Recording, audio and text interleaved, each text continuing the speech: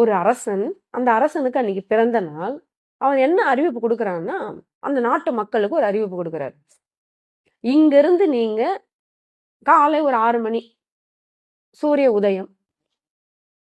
இந்த சூரிய உதயமாகி சூரிய அஸ்தமனம் ஆகிற நேரத்துக்குள்ள நாட்டு மக்கள் யார் வேணாலும் எவ்வளவு தூரம் நடக்கிறீர்களோ, எத்தனை தூரம் நடந்து போனாலும் அந்த நிலம் உங்களுக்கு சொந்தம்.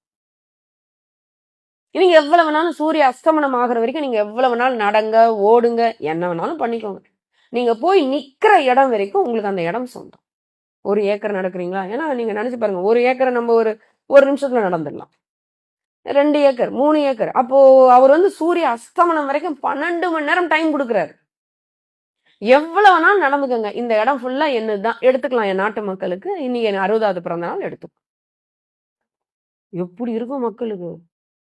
குடிச்சாராம் பாருடா இன்னைக்கு நானு அப்படின்னு ஒவ்வொருத்தரும் நடக்கிறாங்க. நடக்கும்போது ஒரு சிலருக்கு தண்ணி தாங்க எடுக்குது, குடிச்சிட்டு போகும். இது வந்துருச்சு, ஒரு 10 ஏக்கர் எனக்கு வந்துருச்சு. ஒருத்தர் ஒரு 40 ஏக்கர், ஒருத்தர் 100 ஏக்கர், ஒருத்தர் 150 ஏக்கர். இப்படி அவங்களுடைய சக்திக்கு பலத்துக்கு ஏத்த மாதிரி அவங்க இடத்த வாங்கிட்டு போயிடுறாங்க. ஒருத்தன் பார்த்தான், முட்டா பசங்க, 6 மணி வரைக்கும் நேரம் இருக்கா இல்லையா? இப்படியா நடப்பானுங்க? தண்ணி தாங்க எடுத்தா உட்காரலாமா இவனுங்க? பசிச்சா சாப்பிட உட்காரலாமா?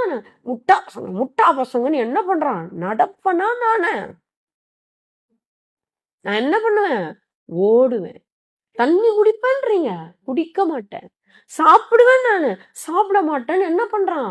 இவர்கள் என்ன முட்டாள்கள், முட்டாள்கள், முட்டாள்கள்னு சொல்லிட்டு ஓடுறான், ஓடுறான், ஓடுறான். தண்ணி குடிக்கல, சாப்பிடல, நிழலுக்கு ஒதுங்கல. ஓடி ஓடி ஓடி போய் என்ன இருப்பான்னு நினைக்கிறீங்க? மூச்சு இறைச்சி மாரடைப்பு ஏற்பட்டு செத்தான்.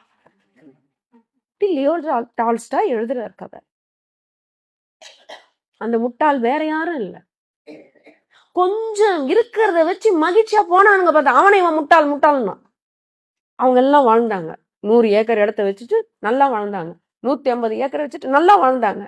ஆனா இவன் அவங்களெல்லாம் பார்த்து முட்டாள்னு இவன் செத்தே போயிட்டான். சேர்க்கிறேன் சேர்க்கிறேன் சேர்க்கிறேன். அவங்க மன நிறைவாயிட்டாங்க. உண்மையிலே யார் தெரியுங்களா பணக்காரர்கள்? மன நிறைவோடு யார் வாழறாங்களோ அவங்கதான் பணக்காரங்க.